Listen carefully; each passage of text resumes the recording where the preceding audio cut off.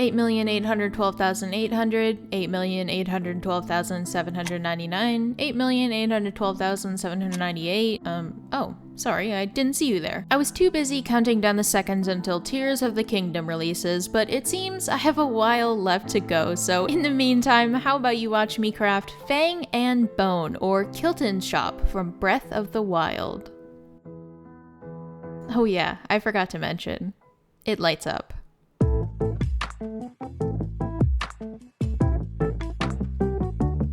Now, I am a sucker for all of the ugly, hunchback, scrungly freaks that Nintendo designed, so Kilton and his shop were a favorite new addition to the Zelda catalog. And the first thing to do is design a base for his traveling monster cart to sit on. You first discover him at Skull Lake in the Akala region, my favorite, and the surrounding cliffs have a super unique, almost bone-like quality about them, so I chose to use them as inspiration. I'm using a dollar store piece of wood to bulk out most of the shape and covering it in polymer clay, lumps, and bumps. Now, because I am a horrible planner, I end up making the base bigger like 3 times in this video, so let me preemptively begin this counter right down here. Once we have a base to work with, we can start building the cart itself, and for now, I'm going to use a ping pong ball as a size reference for the big glowing purple orb in the center. I'm leaving! The first part we're going to build is what the orb sits on, which is essentially a nest of wood planks held together in part by a few ropes, but mostly by sheer determination. So I'm going to take this little piece and stick a bunch of wood planks to it until it is completely covered.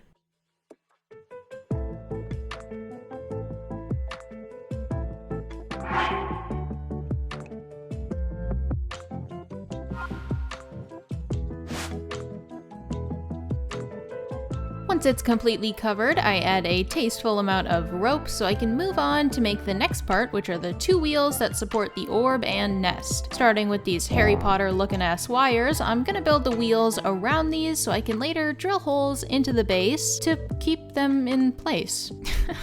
With the wheels done, I have to drill some holes for them to sit in, and this is where I make my first size adjustment to the base, so let's add that to the counter real quick, but after it is baked and sanded, I simultaneously connected the wheels and added a little lip for the nest to sit on. I'm gonna sandwich the 4 support wires that will eventually hold up the ginormous balloon between the nest and lip, and I'm gonna bend them so they're really close to the nest. Then I can disguise all of them as planks, and now we can move on to making the big center purple glowing orb thing. Now this right here is a ping pong ball that I covered in a bit of colored resin, and it looks super cool with the light inside of it until I put it on the actual craft and it looks puny. So I began rummaging around my house, picking up a bunch of junk I thought might work, and through a stroke of luck I found this ice mold in the back of my freezer. So I took out the ice cube, ice sphere, and it was the perfect fit. As you can see, I'm very excited about that, so I mixed up some colored resin and poured it into the mold. While we let that harden overnight, it's time to start making the front portion of the cart where Kilton tinkers away on his monster crafts. I'm going to cut out the 2 side panels and the back panel and give them all a wood texture before connecting all 3 pieces with some bacon bond. Once they're connected, this is when I make my 3rd change to the size of our base because the front portion is too short. So let's add that to the counter and continue working on the front side of the cart.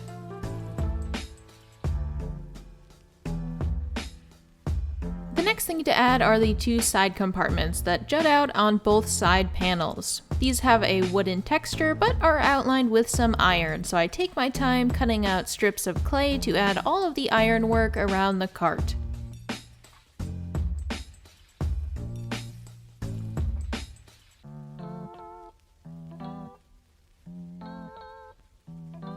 I sanded everything down to perfection, and I decided to switch out the single wire supports for double wound wire. I feel like this cart racks up some hefty mileage around Hyrule, so it could use the extra support. Next up is adding all the pipes that pop out of both side compartments. Then comes the exhaust pipe that sticks out of the side wall. I will finish it later, so don't worry, and this here is just a long horn instead of the pipes I did on the left. But with the outside work mostly done, it's time to add all of the shelving on the inside, which I'm doing with some pre-baked pieces, a few cut-up toothpicks, and I'm securing them all into place with Bacon Bond. Officer, I got one question for you. What are those? Right now our wheels are naked, crusty, and dusty, so it's time to add the metal cuff that covers them. Then I realized at the last minute that there is a little shelf here that this pipe goes into. I just thought I went to the back wall, but I was wrong. And the last thing to work on at this stage is the ceiling panel. And with that on, here is a closer look at the inside. It's turning out really crisp and clean. A lot of my crafts are kind of trust the process babies, so I'm super happy with it so far. But with that part done, it's Orbin time. I'm sorry, but before we can paint the cart and add all the inside trinkets, we need to make a base form for the balloon. So I made a very huge aluminum ball, and I'm adding a layer of clay on top. It doesn't have to be perfectly spherical, but after I baked it, I did give it a little sand, and of course I have to give it a few spanks before I can cut it in half. With it cut in half, we can remove all of the foil, and we are left with a nice, hollow, somewhat sphere. Now I already know the question you're asking. You're saying, Diana, how are you supposed to keep it together? Well, it's simple. When I wake up, I simply resist every urge I have to cry. Oh, you meant this? Well, I found these little magnets at the dollar store, and they're pretty strong, so I figured I'd use them to keep both parts secure, but also allow me to access the inside so I can later install the lights. And now it's time to paint, so please enjoy your well-deserved, uninterrupted painting break.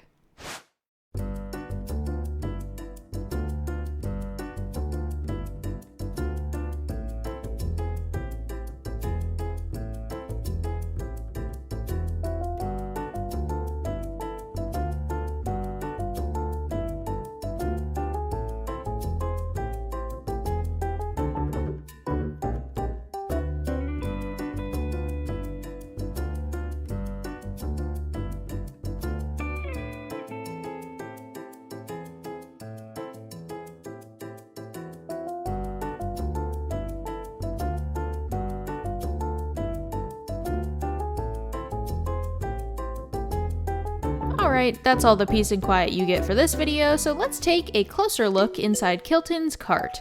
We'll need to make a moblin mask, 2 jars holding some mysterious substances, a few books, a few tools, a bokoblin mask, and some miscellaneous fabric. And the first thing I'm going to make from that lineup are the tiny pink and green books. These were very easy. I even added the indents for the pages, even though no one will ever see them, but I think what really makes them pop are the oil pastels I'm going to be using. And this will be a running theme for this section. Since I'm using colored clay and won't be using paint, I try to bring out all of the details with something else, in this case, oil pastel powder. I don't get the opportunity to use it as much as I did with this craft since I usually deal with white clay and paint on all the colors. But I really had fun using it, and since texture was super important on this build, especially when we get to making all of the fabrics, I think I made the right move, and I don't do that very often. Anyway, I'd like to direct your attention to the cutest thing I've ever made, the bokoblin mask. This was probably my favorite thing to make out of the entire process. I have a huge soft spot for enemy design, and Breath of the Wild really had a lot of great ones. I would love to one day make a Zelda diorama themed around the enemies, so if you happen to have any related ideas, definitely leave them in the comments below because chances are I will do it. Alright, now it's time to place everything inside his cart, and I'm just securing them into place with some Bacon Bond. This is also why I made the ceiling panel removable, so I had enough space to put all of the trinkets where they belong.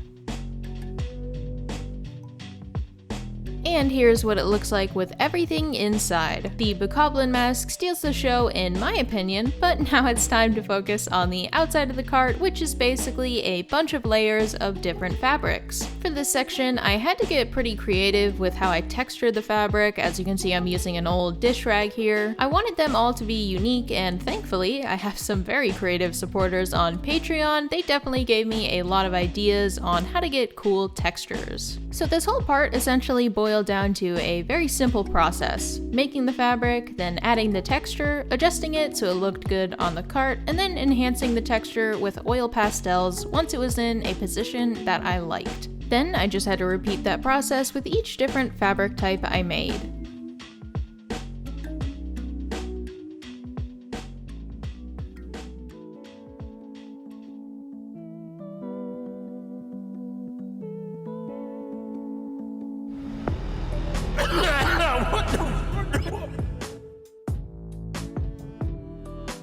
And once the fabrics on the front were finished, I then used my leftover patterns to make all the little bags that hang from the back of the cart. I also make a few skeleton heads off camera that are so gosh darn cute that I'll be adding around the entire build as we move along.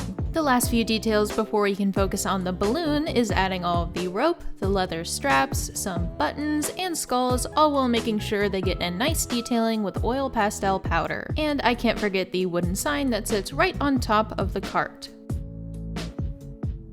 Now, I actually did buy some chain to use instead of making my own, but I ended up only using it for this front piece. The chain that hangs on the balloon is just way bigger than I remembered, but I thought the dark metal looked really cool against the purple, so I figured I would use it instead of returning it. And after attaching the purple-eyed skull, we can officially begin working on the balloon. I added the magnet, so let's do a little test to make sure it won't fall apart.